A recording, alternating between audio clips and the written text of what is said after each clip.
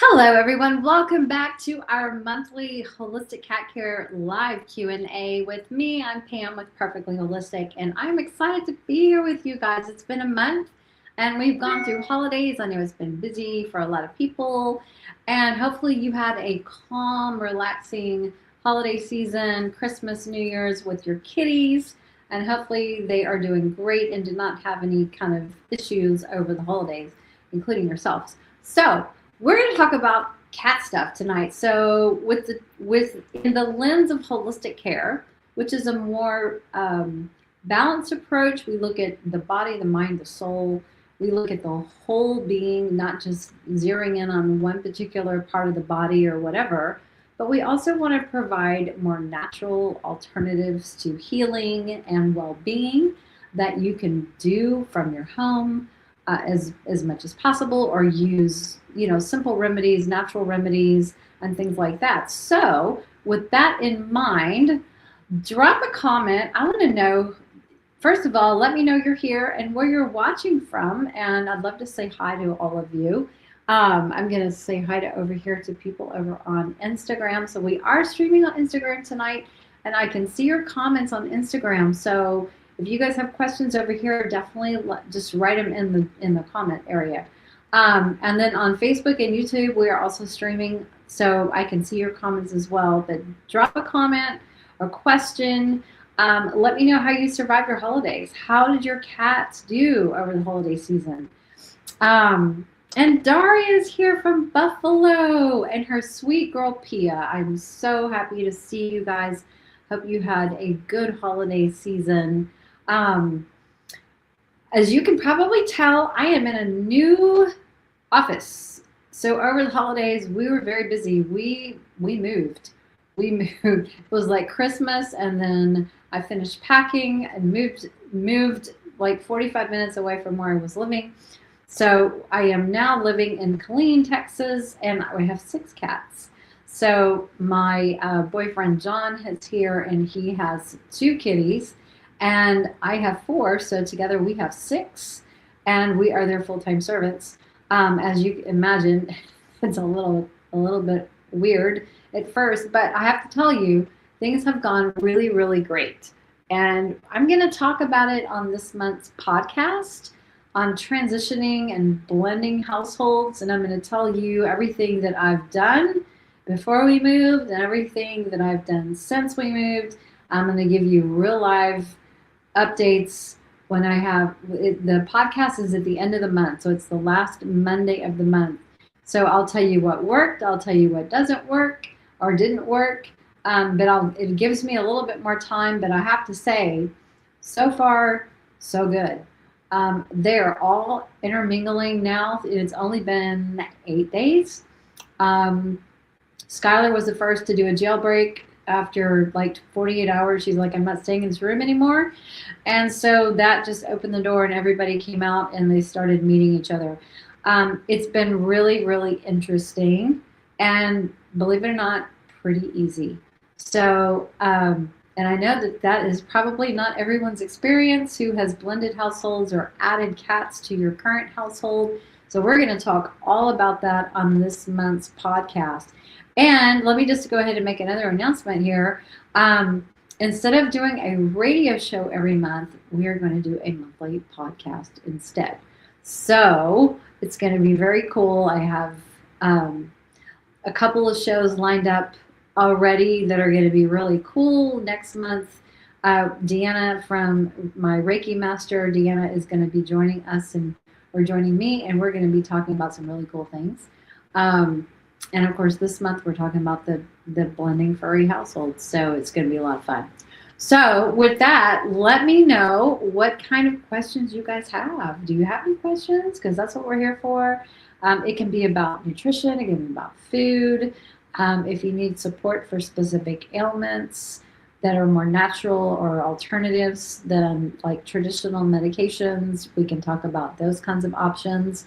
And I have to remind you guys, I'm not a vet. I can't give medical advice, but I can just give you general ideas and suggestions from a general standpoint or viewpoint, and stuff that I have used or have learned about using from integrative and holistic vets. So that's going to be, I love sharing what I learned. And that is kind of my mission here, is to share what I've learned with you guys, so that you can learn from, things that I've done and I use, and things that I've learned from other people that can help you. So, and every cat's different. So I don't like using a cookie cutter approach to supporting and healing, whether it's emotional or physical or spiritual issues. So every cat's body is different. And one of my passions is muscle testing. And if you guys do not know what muscle testing is, or if you have heard about it but you've never learned how to do it, I strongly recommend that you put this on your New Year's resolutions to learn how to muscle test, because it can help save you so much time and so much energy and so much money when you're trying to figure out what's going to help your cat, no matter what the issue is. And there's just so many benefits and ways to use muscle testing. And it's simple. You don't have to have more than one person. You can do it yourself. And there's lots of easy modalities. I do offer a free introductory workshop at Purrrfectly Holistic, in our shop.purrrfectlyholistic.com, if you want to check that out. And let's see what else. I do have a mastering muscle testing, it's kind of like a mentorship program. So if you really want to deep dive and become really, really proficient at it on a very high scale, then that might be a good course for you to explore and learn more about. So if you go to our link in bio in Instagram, you'll find the link to book a discovery call. You can also reach out to me at support@purrrfectlyholistic.com or pam@purrrfectlyholistic.com. And I can send you a link to book a time to discuss and learn more about that. So I think that's kind of everything I wanted to cover in the beginning. But does anybody have any questions, or maybe even some wins that you want to share, things that you did over the holidays, or things that you may have implemented over the last month or two that you learned on the show, or that you tried? Let us know how things are working out, how things are going, if you've made some changes or improvements. I love success stories, and that also helps inspire other people to try some of the things that we're talking about. So who's going to be first to ask a question? Because if not, it's going to be a really, really short Q&A.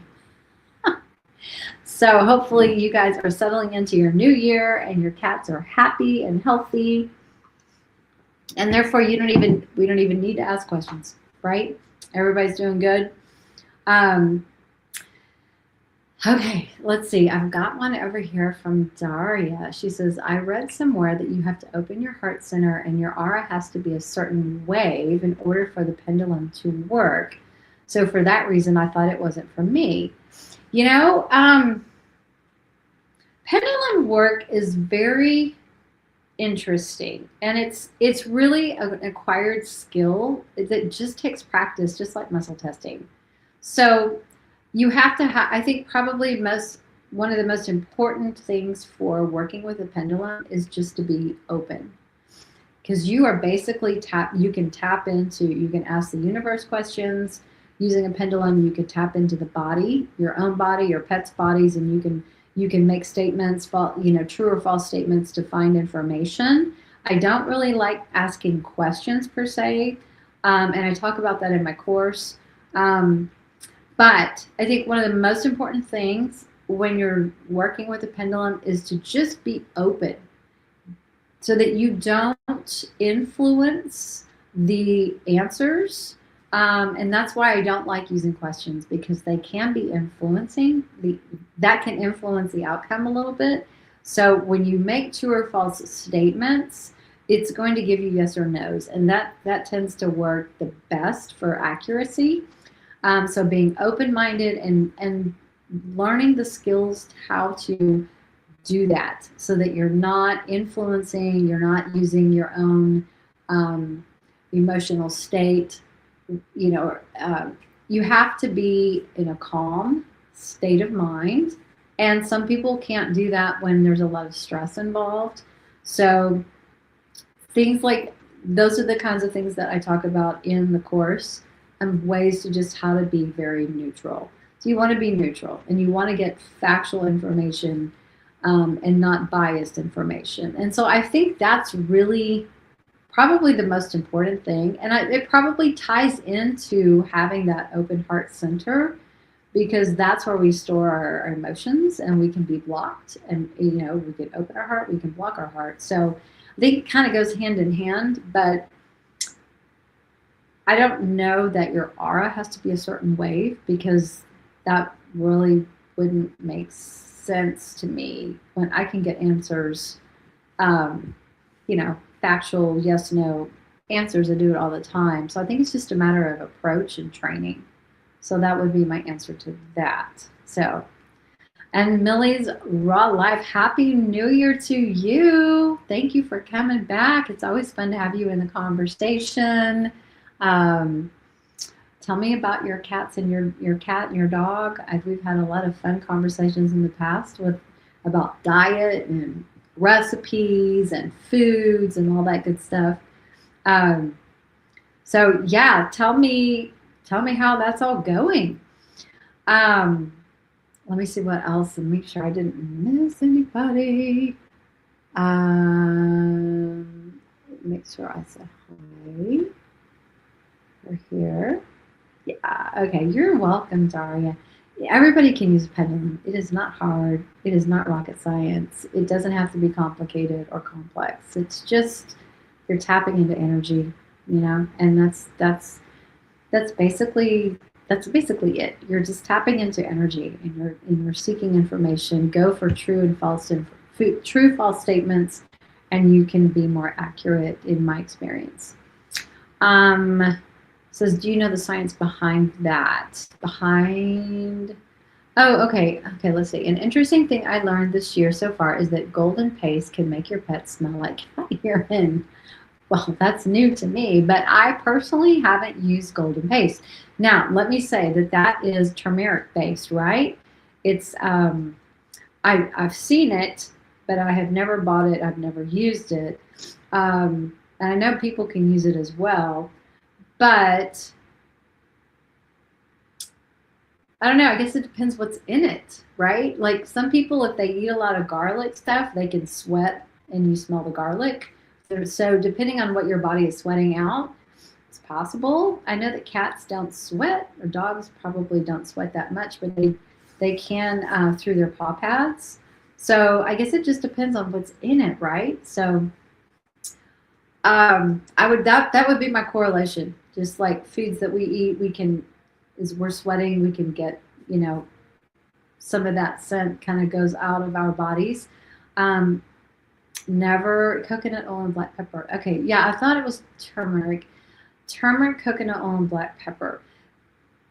I don't know. I mean, I guess you could always just try.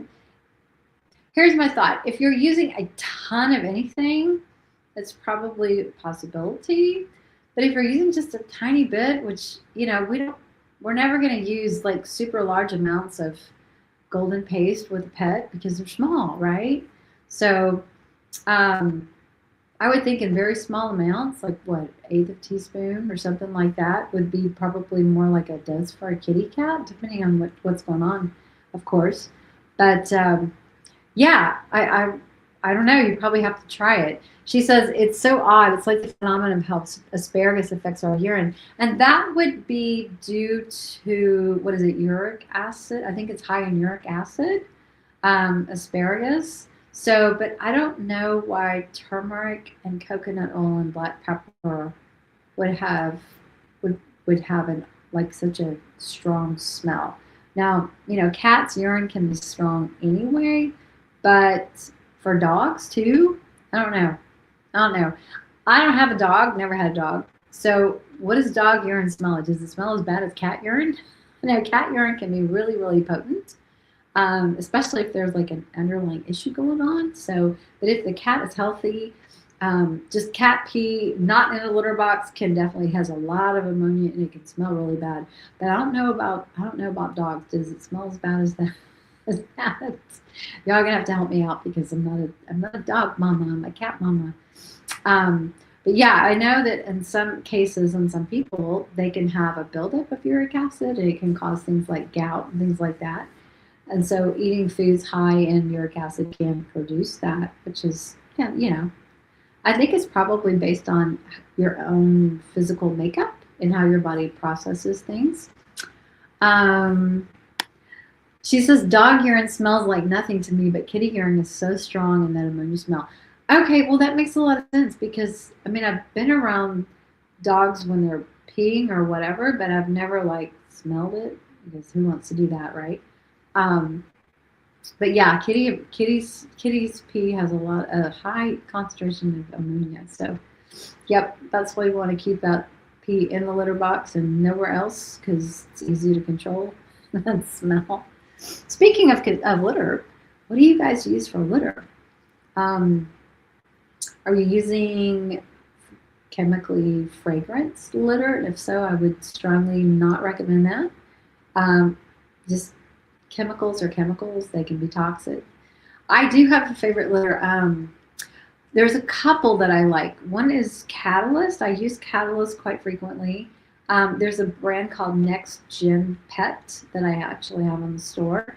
And that's a super fine, it's wood based, like Hinoki wood, super clean, fresh, and I love that brand as well. There's another brand called Boxy Cat that's pretty good too. It's pretty cool. A friend of mine uses that, and it's super clean, non-toxic. So, I tell people find a litter that your cat will use that doesn't have added fragrances and things like that to them. She says, "Do you like Dr. Elsie's?" I've really gotten away from clay. I don't know. Does he have a non-clay product? Um, again, there's some integrative vets that say don't use clay, and there's others that don't really have a preference. I've heard that clay can obviously absorb like toxic things because that's kind of the property. So depending on where they're sourcing the clay and how clean it is, that could be an issue for some cats. So I stopped using clay a long time ago. Plus, I didn't like the way it smelled, and I don't want to add fragrance to it unless it's like essential oils or something like that. But even then, I just prefer not to use clay. Pretty litter clumping. She says, I don't think my cat likes it. Well, what you could do is buy one of those tiny, like small travel size litter boxes and do a test. Like buy a small bag of litter of a different kind, like try a wood-based litter. You have your clay, you have your wood, and then maybe just put them side by side and let the cat select which one they want to use, and that will show you if they have a preference or not. You could always do something like that, and if you're not sure, you could actually buy like three different options. Maybe a grass-based litter or paper-based, like shredded newspaper. Experiment and find what your cat really likes. But whatever it is you guys do, I don't do corn and I don't do soy. Anything soy, corn, even wheat, I've really stopped pushing that as well because there's so much glyphosate sprayed on corn products and wheat products and of course soy products, and there's genetically modified soy everywhere, and I don't want my cats exposed to GMOs or glyphosate or soy. Soy is an endocrine disruptor, so I don't like soy-based litters for that reason. And as much as we think cats won't ingest the litter, they can because they're going to go clean themselves, and if it's in their paws or between their toes or whatever, they can ingest that stuff. And so I don't want to take the chance of them ingesting litter that's not good for them to be ingesting. So she says, I tried the eco-friendly pine ones and he only likes the sand texture. And that's probably a normal thing. And Next Gen Pet that I have in the store has the sand texture also. And it's super soft. You got to remember, cats are fastidious creatures, and I've got one that would not use the sand, like the wood pellet type stuff either. And she's such a princess, and she's so spoiled. I think she didn't like the way it feels on her feet, but she likes the sand stuff. So that's why Catalyst is just kind of shredded, right? So um, she'll use that, no problems. But the pellets and stuff, she was just like, no, I don't want to touch that. I think she's got really sensitive paws. So again, I think it's a preference. Cats can show us what they like and what they don't like. So just do a little experiment when next time if you want to, and just give them 2 or 3 different options and just place them out and see which one they use, and they'll show you what they like. And then use that for a while. And as long as it's working well for your household, then that's what matters. Again, as long as they're using the litter box and they're using their litter and they're not peeing outside, that's what we want. So yeah, try the next gen pet and see. They have a blend, and it's the sand texture. It's really good. I think you'll like it. And they use green tea it's really fresh and clean, and it's hinoki wood, which is clean, and it's awesome. She says, do I have a catio? I do not have a catio. I have a backyard. And funny story. So you guys know that my cats in my other house would go into the backyard, and they'd never seen a fence, so they were happy to stay confined within the fence. And so I have been supervising, introducing them to the backyard here, and my cats are being great. They're just doing their little perimeter check, walking along the fence, sniffing everything. They have all the familiar scents of their patio furniture and all that, and their pot plants, so they know a lot of everything that's back there. And they're enjoying just getting outside again. Now, John's cats have been begging to go outside for years. And the first day we tried supervision, they were great, no problems. The second day, they're like climbing over the fence. We're like, oh no, you're grounded. You can't go out. So his cats have to stay in, and my cats can go out because they have no interest in climbing the fences. They're just happy to sit on the patio, walk around the grass, and sniff everything. So I don't have them on harnesses. They just free roam in the backyard, and they're so happy because that's what they've been doing for years. So they're used to that. And so they were literally begging me to go outside today. So I just opened the door and let them go. And I walked outside and I watched, and just, making sure that they're all, fine and not stressed or whatever. So it's been fun to watch them learn a new area, get to know all the smells and everything. And fortunately, we don't have dogs on either side of us. There's a dog behind us, but our house is so much higher than their house that the dog can't see the cats in the yard. So they're not getting barked at, which is great. And the cats can't see the dog, which is great. So, and the dog doesn't bark unless he sees people out there walking around. So it's working out really well so far. Yeah, she says, my cat's a jumper. Yeah, I know. And it's really crazy. Now, I know that you can put like some kind of a wire. I don't know. It's not the ones that can be hurtful. What is that? Barbed wire. It's not barbed wire, but it's some kind of a chicken wire thing that you can put on a fence that kind of folds in, so they can't climb over it because it's folded inward a little bit somehow. And I guess, if you wanted to be really creative and do something like that, you could put that at the top of your established fence, just to kind of put a barrier so they can't go over it, unless they're able to jump fully over that fence. But it would be pretty high. It would probably be like 8 or 9 feet. Some cats, if they're super motivated, they'll do that, right? So we have to be careful. She says, I would need those giant screens like in Florida. Oh, yeah, they're called lanais or sunrooms. And those are really, really cool. So when we go to Virginia Beach, early this summer, we're gonna be we're gonna be looking for houses well before then. But in the Virginia Beach area, there's a lot of homes that have that sunroom or lanai attached to their home. So who knows, we might end up getting something like that. And Franklin and Serena would love that. Then they could go out there, but not onto a backyard. So that would be really cool. She says, and I also have chain link fences and a skinny cat. Chain link, yeah, I know. It's crazy what they can squeeze through.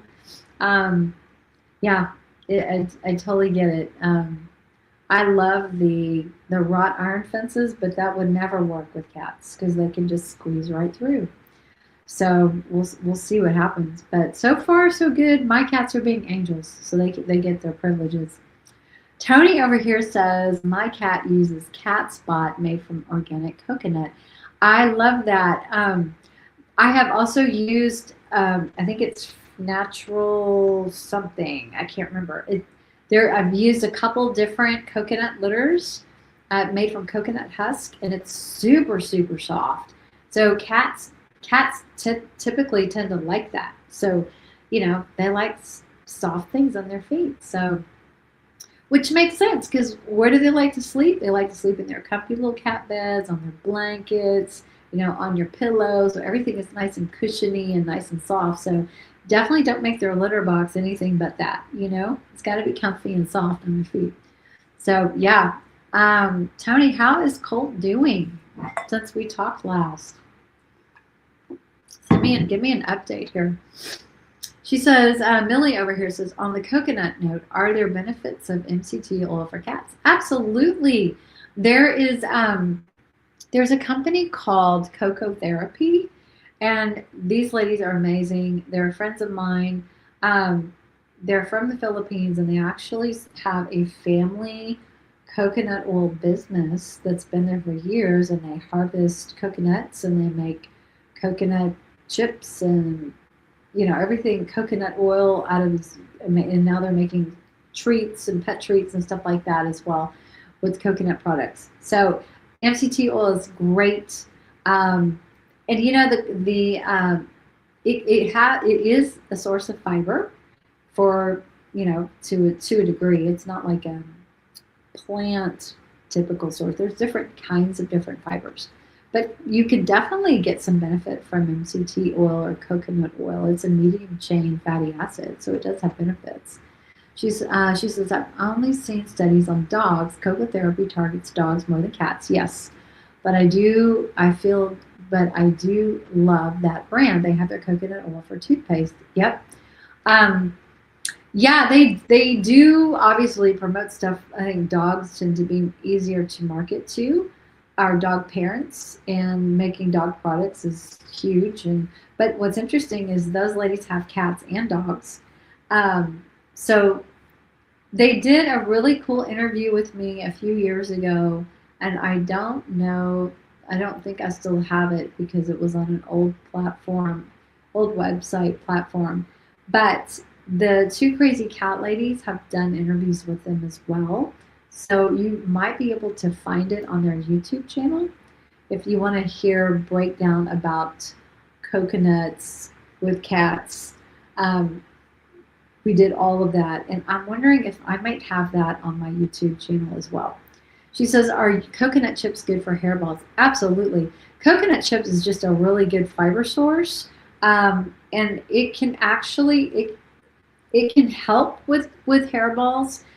Just being a fiber source, but I actually think that coconut oil would be better for hairballs than the coconut chips, just because it's oily.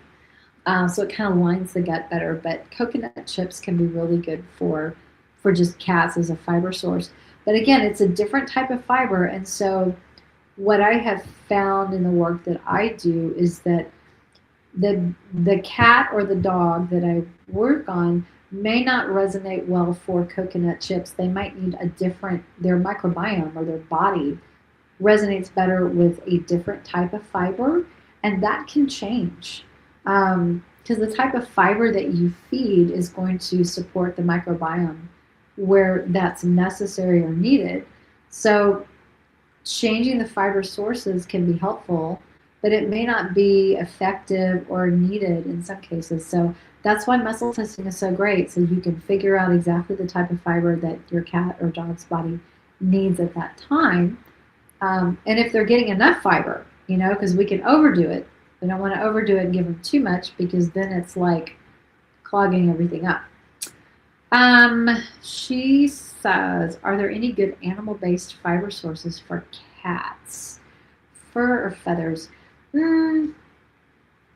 That's a good question. I mean, in the wild, obviously cats would eat some of the fur and some of the feathers. It's for our domesticated kitties, they're probably, I don't know, how much of that really helps. Because so much of their food, depending on what you feed, of course, has good fiber sources added to recipes these days, because companies are getting smart. They're like, we can't just feed them a prey model diet because it does crash the microbiome over time. So we've got to add fiber source to feed their gut flora. Fur and feathers are probably not as effective long term. Because think about it like this. When cats in the wild kill their prey, they go for the gut, those organs, the intestines, and it has all of the microbes. They eat the intestines, which is where their microbiome is, and they get the fermentation. And so it's already pre-digested stuff. So that's where it's excellent. Fur and feathers, I don't know how super effective or necessary those would be as a fiber source. I would probably lean more towards your plants, your grasses, things that your prey would eat and that would be pre-digested in the gut. So there's a lot of good stuff. Squashes, grasses, mushrooms, coconut chips, sometimes inulin. I'm drawing a blank at the moment. Yeah, I'm drawing a blank at the moment. But yeah, fermented veggies. Yes, fermented veggies are awesome. Green Juju actually has some newer products. They're not super new. They came out last year. That are fermented. So if you want to experiment with some of that, it's excellent. I know they even had a fermented mushroom product, and I would literally add a teaspoon to the cat's food, and they didn't even blink. They just ate their food. So it obviously doesn't taste bad, and they didn't mind it at all. So that's something that you can also kind of play with. And the veggies are, again, it's nutrition that feeds the microbiome, and that's awesome. So we support the microbiome, the gut, give them that fiber source that they need. There's a difference between soluble and insoluble fibers. So even like psyllium husk can be a good insoluble fiber source. But your plant stuff is probably more the soluble, right? Your dark leafy greens, your mushrooms, your coconut chips, and things like that. So I think having options and maybe playing with rotating some of those things gives them a lot of diversity as well. And just make sure whatever you guys are feeding, that it does have a fiber source for them, because it's important for their overall microbiome health and motility, so it does help push things along and push them out. Millie says, can cats get any fiber from pumpkin? Yeah, they actually do. Pumpkin is a really good fiber source. Again, it probably depends. Muscle test everything. Some cats do great on pumpkin. I know mine. I have used pumpkin in the past. I don't use anything right now because their raw diet has fiber in it. So, but yeah, some cats actually love to lick pumpkin off the spoon. So, that might be their microbiome telling them, hey, I need this. So yeah, you could certainly play with it, and you don't have to give large amounts, like a quarter teaspoon, maybe a half a teaspoon. It goes a long way. And maybe every other day you could play with that and see how they like it.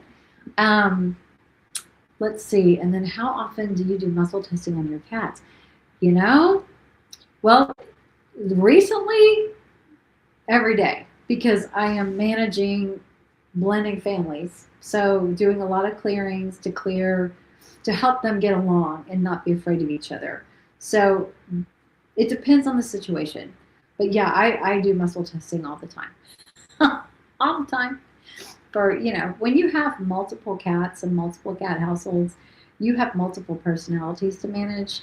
And sometimes they can just be a little, not so nice to each other. So we have clearings to do and muscle testing. Now, as far as like muscle testing products, depends on what's going on with them. So if and my cats are super, super healthy. I mean, Gunner, my 17-year-old, is the only one that I really have to give supplements to, and maybe some occasional homeopathy for allergy symptoms and things like that. So I make muscle tests for that, but that's, yeah, their food is great. I don't have to muscle test for that. It depends on what kind of support they need. So I hope that answers your question. And Millie says, what are you feeding this week? This week, they are enjoying a variety of different things. Actually, we're doing Darwin's. I have beef. We have Northwest Naturals turkey. We have Quest whitefish. What else? We have some green juju snacks and rabbit. I just thawed some Darwin's rabbit tonight. So they get a variety. And then of course they get toppers, everything from, liver to salmon to whitefish, like the single ingredient freeze dried stuff. They absolutely love all that. Or rabbit, a crumbled rabbit on top. And it's fun because we're introducing Serena and Franklin to all these cool new raw foods. They've been on the raw for a little while with their wet food, but introducing new proteins for them that are in raw foods and freeze dried recipes and treats, and they're absolutely loving it. And it's so cool to see them just enjoy some new stuff.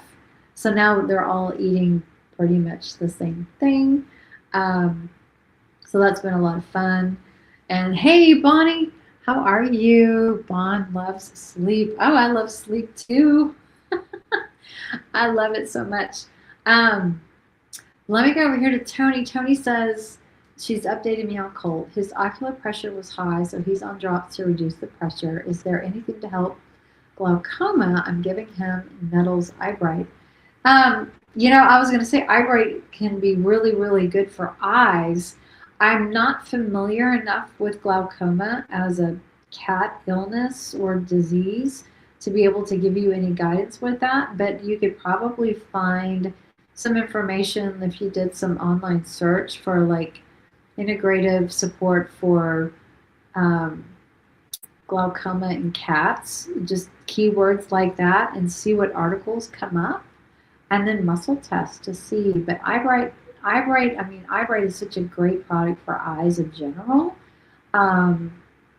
And I don't know if maybe there's something for inflammation, just in general. Maybe like, I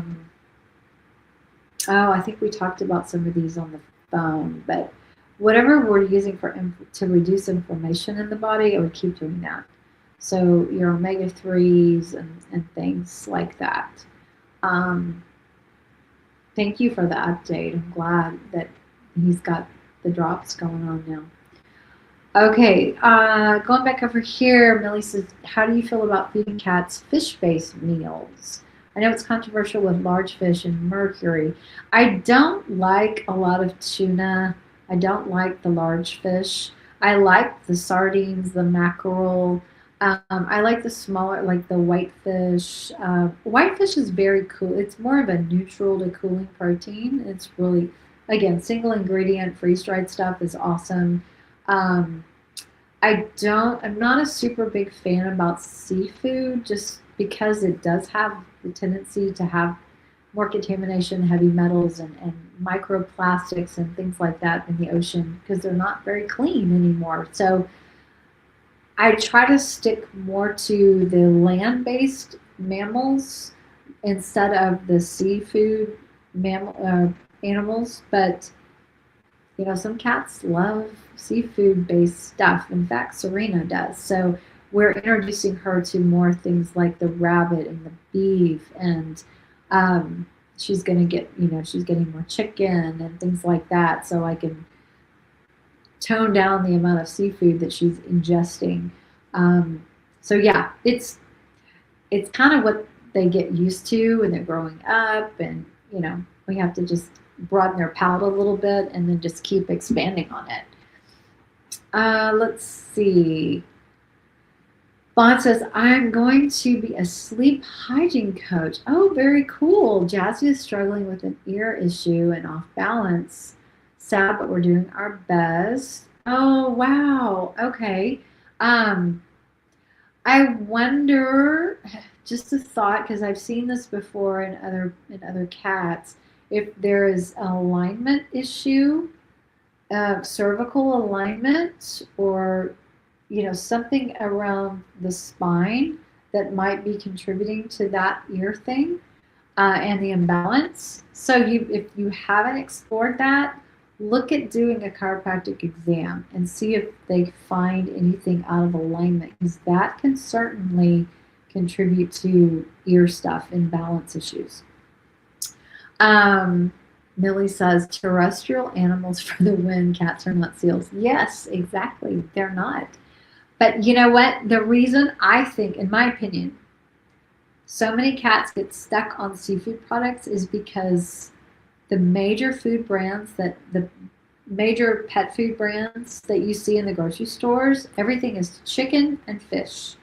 And it's so mass produced, and it's a lot of tuna and ocean fish, whatever that is, right? Mystery fish.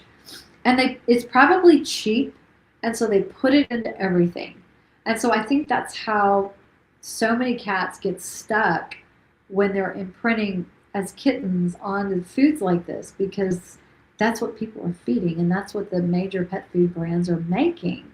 So, and again, most cats love strong, stinky, smelly, fishy products. So of course they're going to eat it. But it's interesting that some cats just absolutely do not like seafood, and I think that's really, really interesting. It's not very common, but it does happen. Bond says, my guys are allergic to fish and chicken is an allergen. Yeah, again, some cats just can't do it. And I think it's, I don't know if this is in your case, because I know you feed your cats so well. But, for some reason that can happen. Okay, let's see. Oh, Jazz has a polyp and I can't do surgery. He gets chronic ear infection. Oh, okay.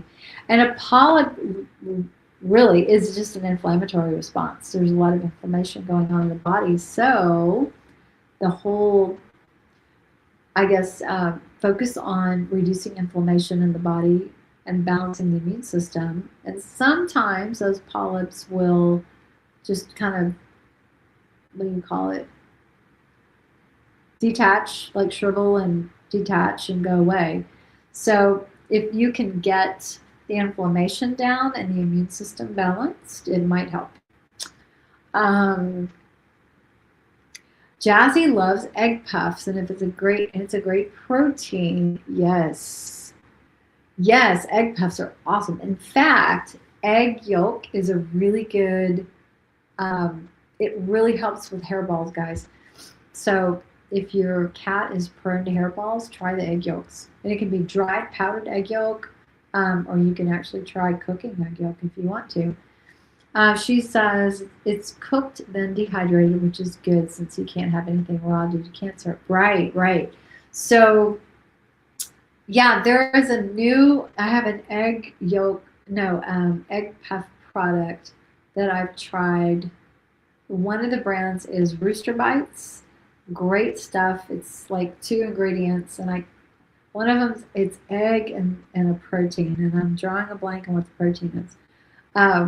If you go to the Instagram link and look for Rooster Bites, it'll take you to our affiliate link. So check those out if you haven't. But yeah, egg puffs, which is egg yolk and usually something else. It's awesome. Um, Millie says, I'm so hesitant to feed chicken because I'm worried about the high omega-6s. You know, yes, but balance it out with omega-3s. Just add some more omega-3s to the diet to kind of bring that up. And you don't have to feed as much chicken, but you can balance it with a different protein that has a lower omega-6 ratio. Yep, that's what I would do. Add more omega-3s and help balance that out a little bit. So, okay, guys, let's do one more question. And we'll wrap this up for today. This has been fun. So anything else? Anything else you guys want to talk about or discuss?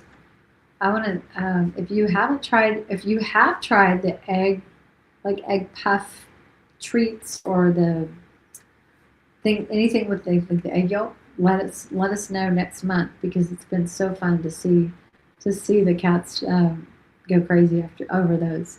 Millie says, whenever I feed chicken, my pets get yeast overgrowth. And okay, then there's probably a sensitivity or intolerance to chicken that's contributing to that candida. So there's something going on that's throwing the immune system off, and that can be it. It can be just intolerance to chicken.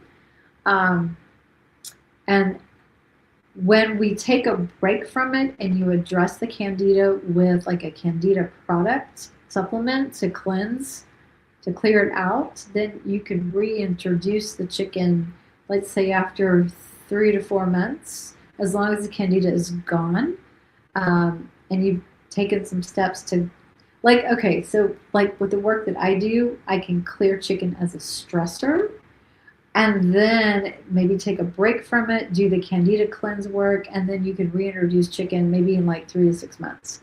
So that works, but it requires some energy work. Bonnie says, rotate proteins. We do pork and rabbit and ostrich from Fetching Foods. They're great. Yes. And my one of my cat's favorite recipes from Fetching is the quail. They used to eat quail all the time, and then I couldn't get it anymore because it was like whole quail I would cut up, and they would eat it raw in chunks. But Fetching has quail, and it was great.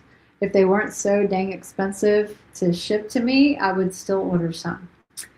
Daria says, I like the cat meditating statue in the back. Yeah, that was a gift from my group exercise class people many years ago when I was, I think I had knee surgery, and they bought me that my Buddha cat. I call it my Buddha cat. Yeah. Okay, and okay, Millie says, I haven't heard of the brand. Are you in? Yes, Fetching Foods is out of Las Vegas. So if you go to fetchingfoods.com, you can see all of their selections, and it's fresh, it's raw. He also does some gently cooked recipes as well, and he's got a good selection of protein options too. It's just very expensive to ship, fortunately. Okay, so Millie says, do you dabble in homeopathy and Chinese herbs? Not so much Chinese herbs because I'm not trained in Chinese herbs, but I do homeopathy all the time.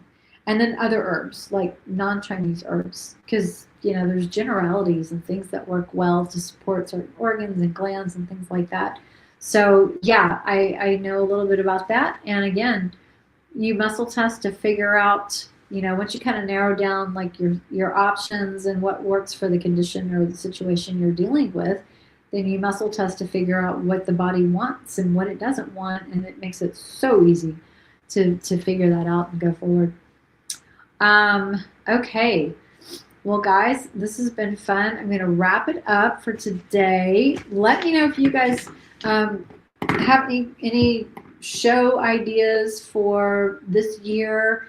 And, if there's any people that you want me to interview or talk to on the podcast, I love getting just input from you guys and what do you want to learn about so that we can talk about that on the shows.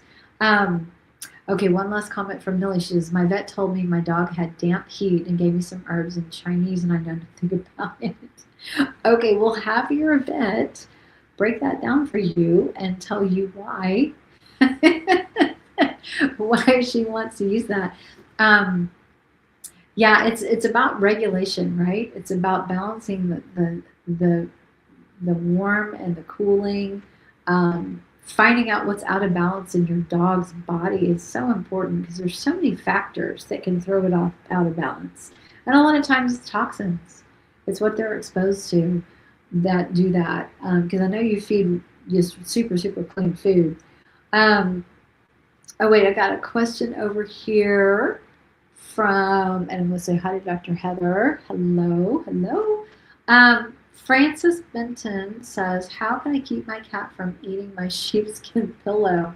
Oh my goodness. Oh, sheepskin pillow. Well, can you put your sheepskin pillow in a pillowcase that's not a sheepskin? That would be my best suggestion because, they might, there's obviously something about this sheepskin that's appealing from a carnivore perspective that seems to taste good. So maybe that's why they like it. But it sounds like you're probably just going to have to cover it with a different kind of pillowcase so they can't access it. That would be probably my best guess so that you can at least use the pillow, maybe not the sheepskin outer part, but yeah. I don't know if you tried that. And Tony, I've had Rita Hogan on several times. We've had a lot of good ideas and conversations about herbs and all that. In fact, I think over the last couple of years we had two or three shows with her. So yeah, if there's a specific topic that we haven't talked about with Rita, let me know. I can certainly get with her. She's awesome. Bonnie says, thank you. My idea would be pet grief and how to best support other animals when one passes. Oh, that's cool. Is my podcast on Spotify? Yes, we are in the process of loading old shows on there now, and all the new shows will go on there. It's Purrrfectly Holistic. You can find it on Spotify. Absolutely. And we have a really cute thumbnail cover for it too that my media manager came up with. So you'll see it. Okay, you guys have been awesome. Thank you. Keep sending recommendations for show ideas. Pet grief is a great one. I've done some really cool talks on supporting animals during grief and passing and things like that. But we can always talk about it again for sure. You guys have a great rest of your week. I have to share this real quick. Frances says, she's talking about the sheepskin pillow. She goes, LOL, it's supposed to look good. Yep, he wants to kill it. It's a safe deterrent like lavender. If there's like essential oil spray that you're gonna actually sleep on it, if it's pet friendly, like Animalio essential oils, Young Living essential oils have been actually tested and safe for animals, including cats. You could do just like a spritz on there. It might keep them away from it. But you may just have to put a cover on it because it's probably just natural instinct, right? So yeah, he wants to kill it. It probably smells very appealing to him. Millie says, maybe some more raw content, DIY Hope Pray, talking about pre-made formulations that are best for cats. Okay, so that's about formulations. Okay, that's a good idea. We can talk about that. I have someone we could talk about that with, actually. How to support kidney and urinary issues. Yeah, I did a great show with Dr. Ruth Roberts on kidney disease in cats. Check that out. And Rita Hogan and I actually talked a lot about urinary issues on one of our shows too, but we could just focus on urinary because we did a great kidney show. So that's a good idea. Okay, well, you guys have a great rest of your week. We will see you on the podcast at the end of the last Monday of the month. And here, Millie, all of the shows are on our YouTube channel, so you can go back and watch all the replays. They live there forever. So Purrrfectly Holistic on YouTube. You can go find them. Just type in, search On our page, you can just type in like the search for like a topic, kidney or whatever, and you'll find all those topics. So yeah, go enjoy. All right, you guys, we'll talk to you soon. Have a great evening, and thank you so much. Share the show and share it with all of your cat people friends, okay, so we can get the word out. All right. Thank you guys. Love you, and we'll see you next time. Bye, everyone.